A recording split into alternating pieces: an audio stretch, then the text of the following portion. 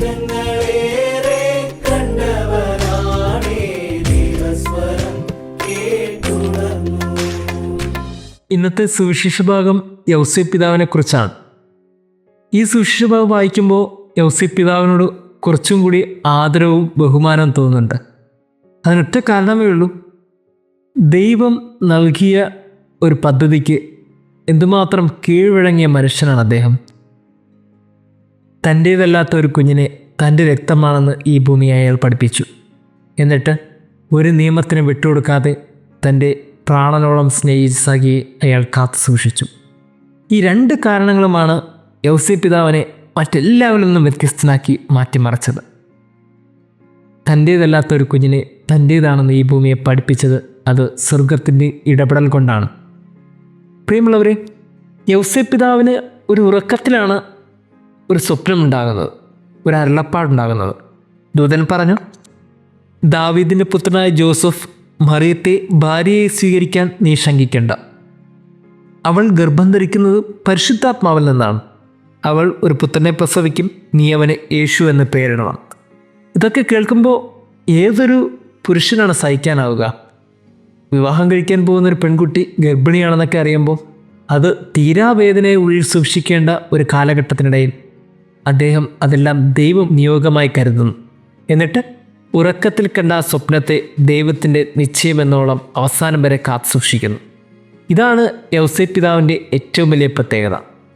ദൈവത്തിൻ്റെ പദ്ധതികളെ അത് ഉറക്കത്തിലാണെങ്കിലും പൂർത്തിയാകുന്നതുവരെ വിശ്വസ്തയോടെ ജീവിച്ച ഒരപ്പൻ. യൗസേപ്പ് പിതാവ് ഈ ആഗമനകാലത്തിൽ നമുക്ക് വളരെ മാതൃകയാണ്. ദൈവത്തിൻ്റെ പദ്ധതിക്കൊത്ത് വിട്ടുകൊടുക്കാൻ അദ്ദേഹത്തിൻ്റെ സ്വപ്നങ്ങളെയും ആഗ്രഹത്തെയും അയാൾ തയ്യാറാകുന്നു. നമ്മുടെയും ജീവിതത്തിൽ ഒത്തിരിയേറെ സ്വപ്നങ്ങളും ആഗ്രഹങ്ങളൊക്കെ ഉണ്ട്. ഒത്തിരിയേറെ പ്രതീക്ഷകളോടെയാണ് ഓരോ ദിവസവും നമ്മൾ മുന്നോട്ട് പോകുന്നത്. അതിനിടയിൽ ദൈവത്തിന് ചില പദ്ധതികളുണ്ട്. ഒരു പക്ഷേ ഉറക്കത്തിലാണെങ്കിൽ പോലും ആ പദ്ധതികളൊക്കെ നടക്കണമെന്ന് ദൈവം ആഗ്രഹിക്കുമ്പോൾ നമ്മുടെ പദ്ധതികളൊക്കെയും സ്വപ്നങ്ങളൊക്കെ മാറ്റിവെച്ചിട്ട് ദൈവത്തിൻ്റെ പദ്ധതി നടക്കട്ടെ എന്ന് ചിന്തിക്കുന്നുണ്ടെങ്കിൽ അവിടെയാണ് നമ്മളൊക്കെ യൗസേപ്പ് പിതാവിനോളം വലിയ മനുഷ്യരാകുന്നത്. അതേപോലെ തന്നെയാണ് അദ്ദേഹം തൻ്റെ ഭാര്യയോട് കാണിച്ച നീതി.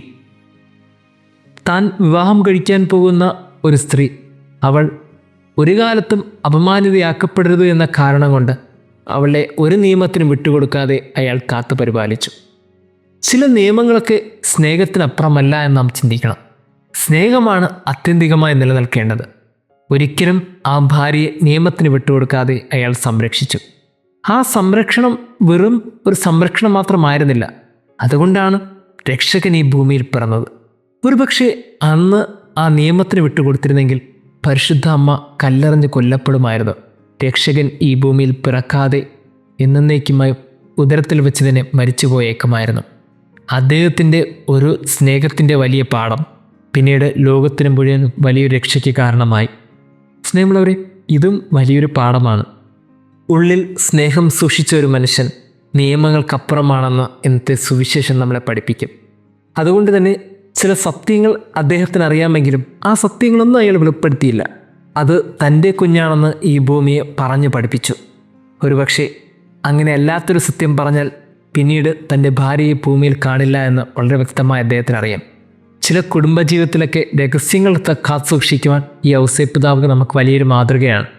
കുടുംബജീവിതങ്ങളൊക്കെ രഹസ്യങ്ങൾ കാത്തു സൂക്ഷിക്കപ്പെടണം. ആ രഹസ്യങ്ങളാണ് എന്നേക്കുമായുള്ള ചില സ്നേഹബന്ധത്തിന് കാരണമാകുന്നത്. യൗസേപ്പ് പിതാവ് കുടുംബത്തിന് മാത്രമല്ല ദൈവത്തിൻ്റെ പദ്ധതികൾ നിറവേറുന്നതിൽ പോലും കാരണമാകുന്നുവെന്ന് ഇന്നത്തെ സുവിശേഷം നമ്മളെ ഓർമ്മിപ്പിക്കുന്നുണ്ട്.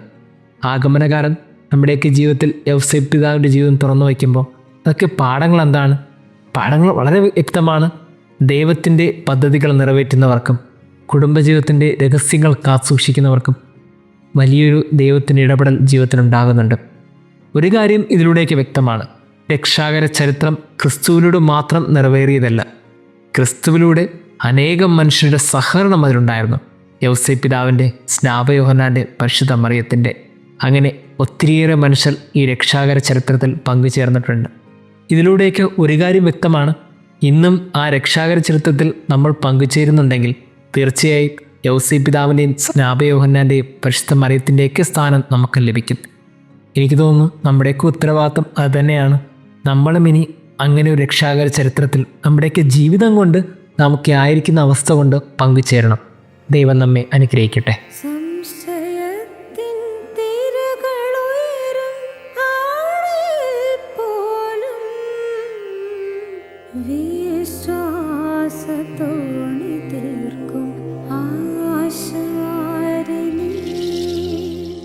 സ്വർഗതാതന്റെ നിഴലു നീയല്ലോ